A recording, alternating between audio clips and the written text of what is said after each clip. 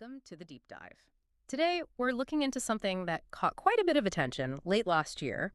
A rather large Christmas tree purchase down in Alexander County, North Carolina. That's right. We've gone through the local reports trying to get a handle on the nearly $50,000 cost, talk about grants, legality, tax stuff, and even this idea of could that money have gone to healthcare instead? Uh-huh. It's quite a story. So let's unpack this. Okay, but the first thing, and it's really crucial, is who actually bought the tree. Right. It wasn't Alexander County, the county government. It was the town of Taylorsville. Ah, okay. That distinction matters. Hugely. You'll see why as we go. Towns and counties in North Carolina, they're separate governments, separate budgets. It causes confusion sometimes. Yeah, I can see that. So, Taylorsville Town Council, we saw the minutes, October 25th, 2024. They voted. They did. It was a 3-2 vote, pretty tight, Okay. to buy this 34-foot artificial tree at a Nativity Star topper. Came from a company called Mosca Design. And the price tag. $49,660.84. That includes tax. Almost 50 grand. Wow. And they put it up late November, lit it early December. Okay, so the purchase happened. What about those grant rumors? That was a big part of the buzz. Yeah, that's key. There was a $50,000 grant from the Duke Energy Foundation around that time in Alexander County. Uh-huh. But, and this is the important part, it went to the Alexander County Economic Development Corporation, the ACEDC. Okay, different entity. Completely. Yeah. And the grant was specifically for helping small businesses and child care centers, economic development stuff. So definitely not for a Christmas tree. No way. Purpose didn't match, recipient didn't match. We couldn't find any other grants linked to this tree purchase at all. Uh-huh. Foundations like Duke, they're usually pretty specific about where their money goes. Right, makes sense. So if not grants, where did nearly $50,000 come from for the town of Taylorsville? Well, they pulled it together from a few places. First, they actually raised a good chunk through donations. Really? Private donations? Yeah, private and corporate. Somewhere between $15,000 and $18,500. That figure actually went up between the November and December council meetings. Impressive grassroots effort, then. It seems so. Then they took about $5,947 from their town operating budget. Okay. And the rest, the biggest piece, around $27,665, came from the town's general fund balance. Fund balance. That's like the town's savings account. Exactly. It's reserves, basically. Money built up from, unspent local revenues, property taxes, sales taxes collected within Taylorsville. Okay, so donations, a bit from operations, and mostly town savings. That adds up, clears up the money trail. But was it, legal for them to spend town money like that? Well, under North Carolina law, municipalities, towns, they generally have the authority to spend public funds for public purposes. And a Christmas tree counts as a public purpose. They can, yeah.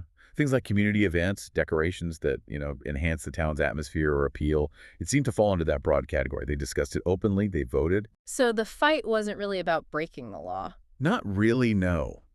The objections, the 3-2 vote, the public comments, they were more about whether it was the right way to spend the money.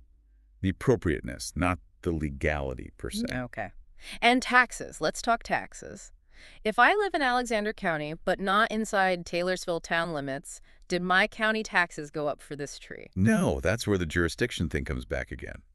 Alexander County levies its own taxes for county services.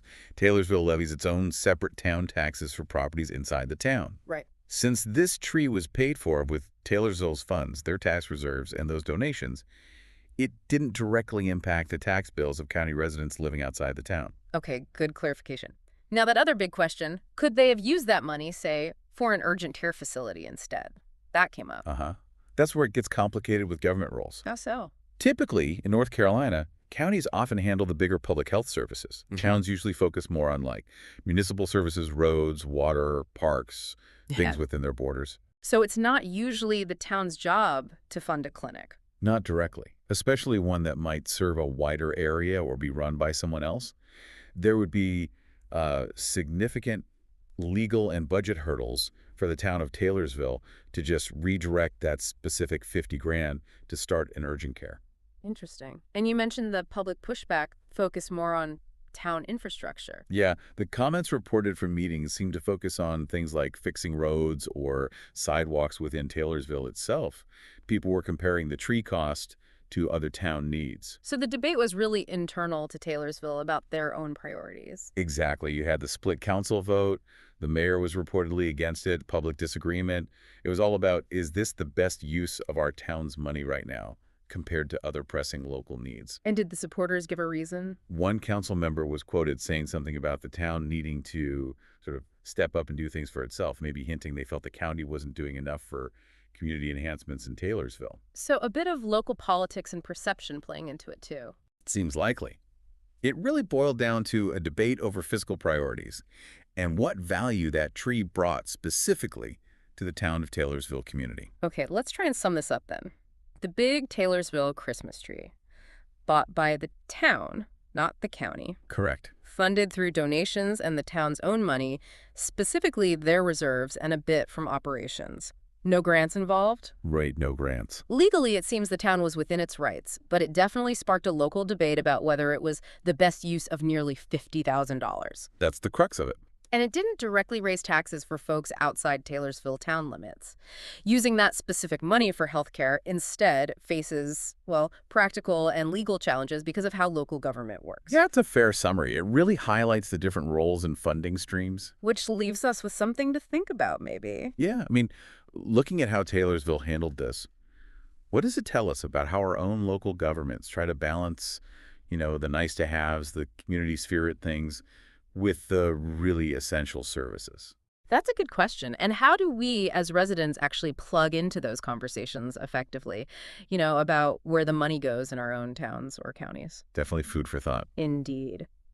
All right, that's our deep dive for today. Thanks for helping sort through that. My pleasure. We'll catch you next time.